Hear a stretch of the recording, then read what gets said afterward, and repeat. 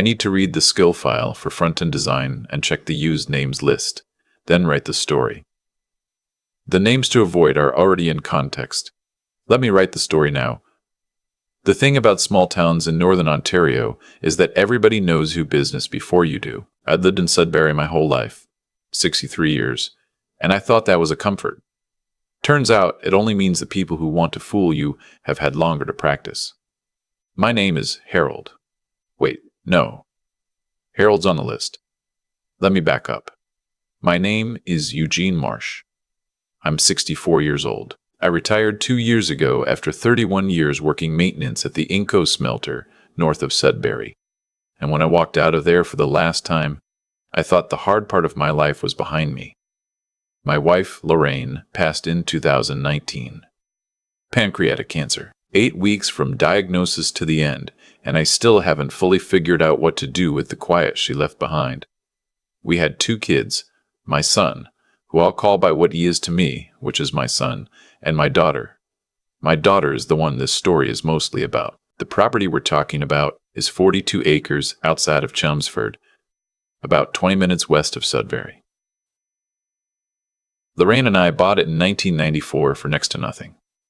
We built the house ourselves over 3 summers, just the 2 of us and whoever we could bribe with beer and sandwiches on weekends. There's a woodlot on the back half, a small creek that freezes solid by November, and a detached garage I converted into a workshop when the kids left home.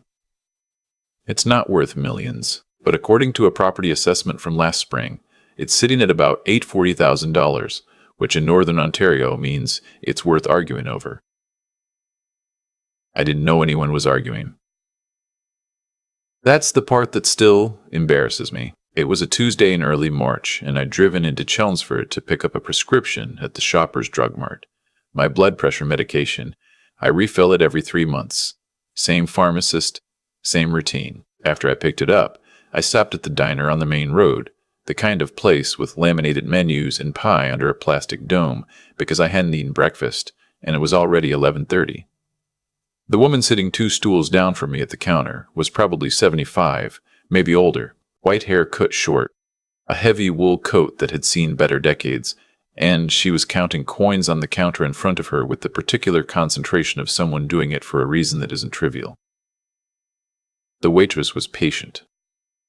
I watched for a moment without meaning to. "I think I've got it," the woman said, mostly to herself. She was about 40 cents short of a cup of coffee and a slice of toast. I don't know why I did it. I'm not saying this to make myself sound generous. I'm saying I genuinely don't know what made me lean over and say, "Put hers on mine." I just did it. The waitress nodded. The weepers nodded. The woman looked up. "I don't need charity," she said, not rude, just clear. "It's not charity," I said. "I hate eating alone, and I'm not going to talk to myself." She looked at me for a moment like she was deciding something. Then she said, "Fine," and swiveled her stool to face the counter properly. Her name was Agnes. She'd lived in Chelmsford for 50 years, had 3 grown children scattered across the country, and had been widowed longer than she'd been married. She was sharp in the way that some older women get, where they've stopped tolerating anything that wastes their time, and I liked her immediately. We talked for maybe 40 minutes. Normal things. The winter. Whether the Tim Hortons on the bypass had ruined business for every other coffee place in a 20-kilometer radius. She thought yes, I thought probably. The new development going up east of town that nobody seemed to want but was happening anyway. When I got up to pay, she put her hand on my wrist. Just briefly. Her grip was firmer than I expected. "You're Eugene Marsh," she said. "Lorraine's husband." I said I was. I asked if she'd known Lorraine. "Not well," she said. "But well enough." She paused. "Your daughter is coming to visit you this week." I said yes. My daughter had called to say she'd be coming up from Toronto on Thursday. She wanted to spend a few days. Agnes nodded slowly. "When she leaves," she said, "don't sign anything until you've spoken to a lawyer first. Don't sign anything she puts in front of you. Promise me." I almost laughed. I said something like, "My daughter's not going to," and Agnes shook her head just once, and the way she did it stopped me. "Promise me," she said again. I said I promised, more to make her feel better than anything else. She released my wrist, thanked me for breakfast, and buttoned her coat. I drove home. The whole way I told myself it was nothing. An old woman, maybe a little paranoid, maybe projecting some family trouble of her own onto mine. My daughter was coming to visit. That's all. I believed that right up until Thursday evening. My daughter arrived around 6 with a casserole dish and a bottle of wine and the particular brightness she gets when she's working toward something. I recognized it the way you recognize weather. I'd seen it before meetings at her high school, before she asked us to co-sign her first car loan, before things she'd already decided she wanted. I told myself I was being unfair. Parents can project onto their kids the same as anyone else. She's 41. She lives in Toronto with her husband. He works in insurance, does well enough. They have a nice townhouse in Leslieville. They have 2 kids, my grandchildren, who I don't see as often as I'd like. Partly distance, partly just how it goes. She'd brought the casserole because she knows I don't cook much since Lorraine. We ate at the kitchen table and she asked about my health, my neighbors, whether I'd thought any more about the property. What about the property? I said. She looked surprised, like I should have known what she meant. Just, your long-term plans. You've got all this land, Dad. It's a lot for one person to manage. I said I managed fine. She said she wasn't criticizing. The wine was good. We talked about the grandchildren, about her husband's promotion, about whether I'd looked into any of the seniors' communities closer to the city. She'd mentioned those before. I'd told her before I wasn't interested. After dinner, she helped with the dishes, and then said she'd brought some paperwork she wanted me to look at. She said it so casually, the way you'd say you'd brought something interesting to read, and she pulled a folder from her bag and set it on the table. It's just a family trust document, she said. It protects the property. If something happened to you, it means the land stays in the family instead of getting tied up in probate for years. We could lose a lot to estate taxes. In Ontario, there's no estate tax. Technically, there's a state administration tax, sometimes called probate fees, which on a property worth $800,000 would run about $12,000. That's not nothing, but it's not a crisis either. I knew this because Lorraine and I had updated our wills 5 years before she died, and our lawyer, a man named Paul Remillard in Sudbury, had walked us through all of it. I didn't say any of this. I looked at the folder. I'd want to have Paul look at this before I signed anything, I said. My daughter's expression didn't change much, just a small compression around her eyes. Dad, it's just a family trust. It's standard. Paul would tell you the same thing. Then Paul looking at it won't be a problem, I said. She said she'd just feel better if we could get it sorted while she was here, so she didn't have to make another trip. She had the kids, her job. The drive was 4 hours each way. I told her I understood and I was sorry for the inconvenience, and I was still going to call Paul before I signed anything. We watched television after that. She was pleasant enough, but the brightness was gone. She went to bed early. I sat in the kitchen and thought about Agnes. The next morning, my daughter slept in, and I went out to the workshop early. I'd been restoring an old wooden toboggan I found at an estate sale, just for something to do with my hands, and I spent an hour sanding and not really thinking. Then I came in and called Paul Remillard. Paul has been our family lawyer since 1997. He's my age, semi-retired, still keeps a small practice. I described the document as best I could from what I'd seen. He went quiet for a moment. "Bring it in," he said. "Don't sign it first." "I haven't." "Good. Bring it in today if you can." My daughter was up by then, and I told her I'd made an appointment with Paul for the afternoon, and that she was welcome to come. She said she had some calls to make, and she'd stay at the house.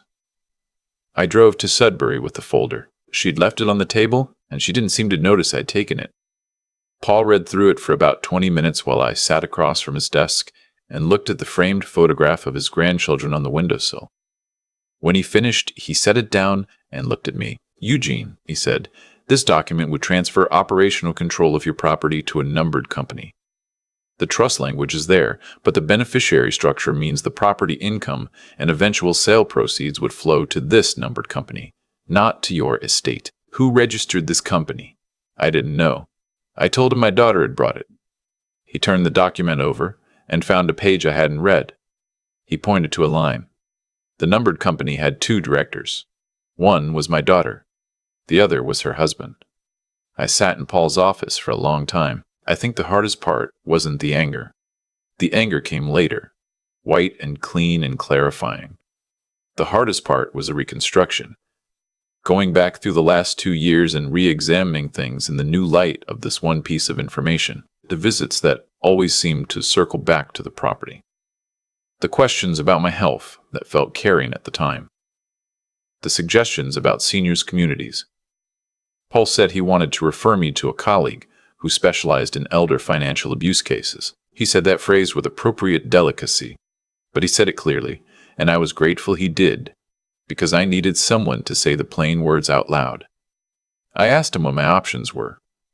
He said the document was not yet signed, so no harm had been done in the legal sense, but he recommended that I update my will, establish a clear record that this document had been presented to me and refused, and that I consider whether I wanted to involve the police or keep this in the family. I said I'd think about it. What I didn't tell Paul, what I hadn't told anyone, was what else I'd found. Or rather, what I hadn't found. 2 weeks before my daughter's visit, I'd noticed something on a drive through the back of the property. There's a trail my son and I cut through the woodlot 15 years ago, and I take it sometimes just to walk. There were tracks in the snow, recent ones. They came off the concession road at the back of the property, through the fence line, and stopped near the old equipment shed. I hadn't gone in to look. It had been cold, and I'd told myself it was probably kids or a snowmobiler who'd made a wrong turn. Now I drove home from Paul's office and went straight to the shed. It wasn't locked. I moved the rusted harrow blade that leans against the interior wall. Behind it, tucked between the wall studs and a sheet of old plywood, was a large envelope. Inside were photographs. Aerial photographs of my property, printed with dimensions and survey annotations. A printout from a real estate listing service, my property, my address, listed with what appeared to be an estimate of value, and a letter on the letterhead of a real estate development company based in Sudbury, addressed to my daughter, expressing enthusiasm for the opportunity to discuss acquisition of the parcel following successful resolution of the estate transition. My property, my estate transition. Written while I was alive and sitting 40 minutes away eating lunch at a diner. There was a date on the letter. It had been sent 4 months ago. I stood in that cold shed for a long time, long enough that my fingers went numb around the envelope. A crow landed on the roof and made a sound I don't have a word for. I am not a dramatic person. I don't have many close friends left. That happens in your 60s. People move or get sick or just fade out. And I don't talk much about what I feel. Lorraine used to say I'd process things like a wood stove, slow to get started, but once I had heat, I kept it a long time. I was getting started. I drove to Sudbury again the next morning, this time to the Ontario Provincial Police Detachment on Brady Street. I brought the envelope. I brought Paul Ray Millard's card and his notes from our meeting. A constable named Herbert took my statement, asked careful questions, and said that what I was describing, the document, the company, the letter, may constitute attempted fraud, and that the photographs and the letter could be material to a broader investigation, especially if the development company had been in contact with my daughter while she was misrepresenting herself as having authority over the property. He said they would look into it. I drove home. My daughter was still there. She'd made lunch, and she seemed to have decided that warmth was the right strategy because she was warm. She asked how the meeting with Paul had gone. I said fine, that he'd had some questions about the document and would be in touch. She nodded. She said she hoped it wouldn't take too long. I sat down and ate the soup she'd made, which was good. She's always been a good cook, and I thought about how strange it is to love someone completely and to also be watching them with the particular careful attention of a man who has already been to the particular careful attention of a man who has already been to the police. She left on Saturday. She hugged me at the car and said she'd call, and I said I'd be glad to hear from her. I went inside and sat in the kitchen for about an hour. Then I called my son.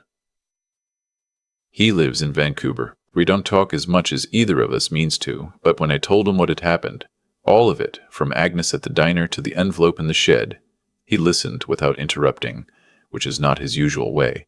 And when I was finished, he was quiet for a moment and then said, "Dad, I'm coming out there." He flew in the following Wednesday.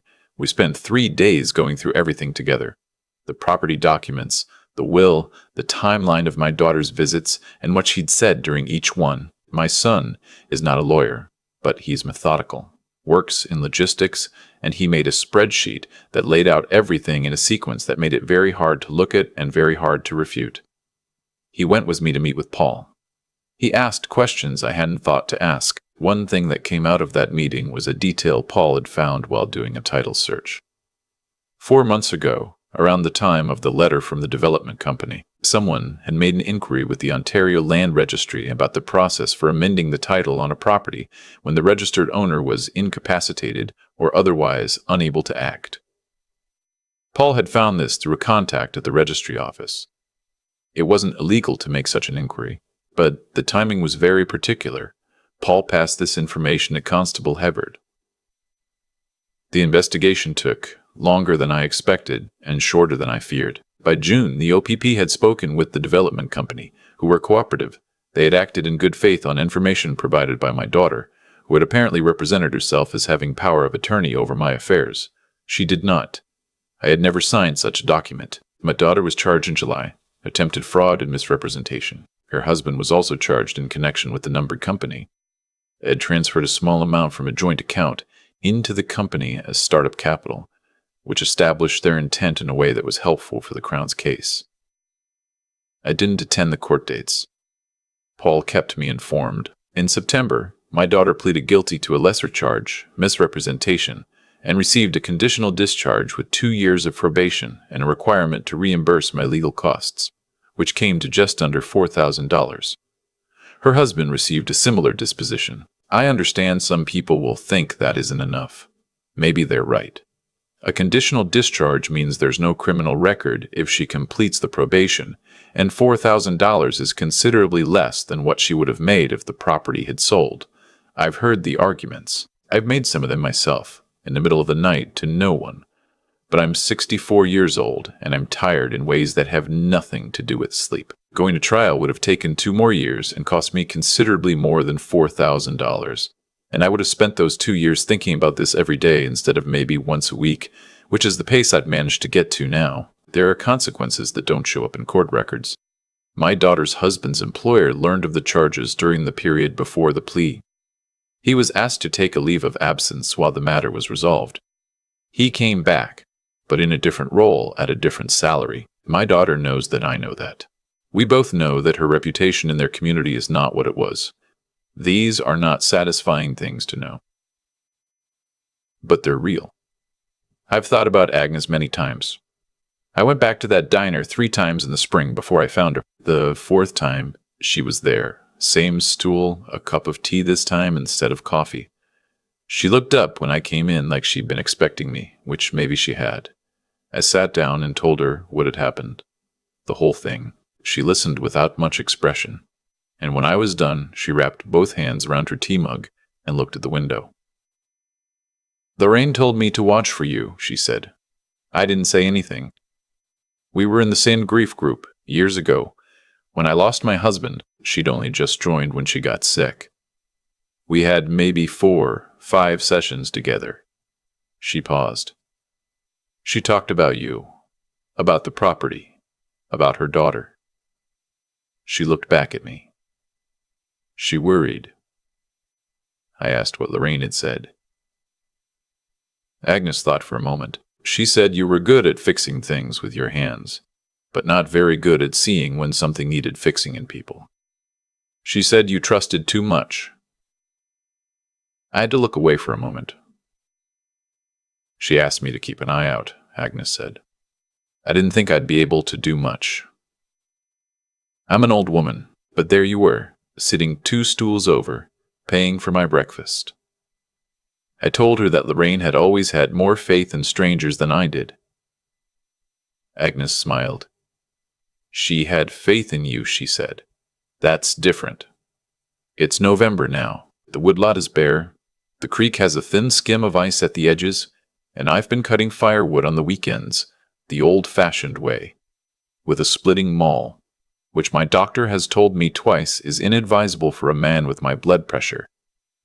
I do it anyway. There's something about a clean split that I find necessary. My son calls every Sunday. We talk for half an hour, sometimes more. He's been asking about coming out for Christmas, and I've said yes, I'd like that. My daughter and I have spoken twice. The first time was difficult, and mostly logistical, the legal costs, the probation terms. The second time was shorter and stranger, and she said at the end of it that she was sorry, and I said I heard her, which is not the same thing as what she wanted me to say, but was the most honest thing I could offer. I don't know what comes next with her. I've stopped trying to decide in advance. What I know is this. The property is still mine. 42 acres. The house Lorraine and I built with our own hands. The workshop. The woodlot. The creek. The will has been updated. Paul has a copy. My son has a copy. And a third copy is in a fireproof box in the workshop under the workbench. Everything is clear, and everything is documented, and nothing is left to inference. Some evenings I walk out to the back edge of the woodlot, where you can see the sky open up past the trees, and I stand there for a while. The land doesn't care what happened. It just sits there, the way land does, doing nothing and everything at the same time. Lorraine used to say the property isn't really about money. It's about where you put your life. She meant it practically. We'd sunk 30 years of weekends into this place, every fence post and window frame. But lately I think she meant something else, too. Something about where you decide to stay. I'm staying. Agnes still meets me for coffee on the second Tuesday of every month. She has tea. I have coffee. We talk about whatever's happening in town, which is usually not much. And sometimes we don't talk at all. Just sit there in a companionable way that I have come to value more than I would have expected. Last month she told me I looked better than I had in March. I said I probably was. She nodded, satisfied, and picked up her tea. The pie under the dome was lemon meringue. I ordered 2 slices. She didn't argue this time. I've been turning this whole thing over in my mind for months now. The way you turn a stone in your hand and keep finding new edges. What strikes me most isn't the betrayal itself. It's how long it had been building without my knowing. The visits that felt like love, the questions that felt like concern. I wasn't oblivious. I like to think I'm not a foolish man, but I was willing. I wanted to believe what I was being shown. And that willingness, I've come to understand, is not a weakness. It's just what happens when you love someone for 40 years and you can't quite make yourself stop. But here's what I've had to sit with. My willingness didn't make what happened to me inevitable. It was the choices other people made that made it happen. I keep coming back to that distinction because I think it matters. There's a version of this story where I blame myself for trusting too much. I've spent some nights in that version. It's not a useful place to live, what I believe now. And I believe it because I've watched it play out, not because someone told me to. Is that the choices we make have weight? They accumulate. My daughter made a series of choices over what turned out to be at least 4 months, probably longer. Each one compounded the last, the inquiry at the land registry, the letter to the developer, the drive up from Toronto with a folder of documents she'd had prepared by someone who knew exactly what they were doing. Each of those choices was a door she walked through, and by the time she sat across from me at my kitchen table with that brightness in her face, she'd walked through so many of them that there was no clean way back. I made choices too. I promised Agnes I'd call a lawyer before signing anything, and I kept that promise, and that one-kept decision changed everything downstream. That's the part I want to hold on to. Not as self-congratulation, but as a reminder that the small, undramatic choices are the ones that actually determine how things go. Not the big moments, not the confrontations. The Tuesday afternoon when I picked up the phone and called Paul instead of telling myself it could wait. I think about the kind of person I want to be for whatever years I have left on that property. I want to be someone who pays attention, not suspicious, not closed off, I don't want to become a man who doesn't trust anyone, because that's its own kind of loss.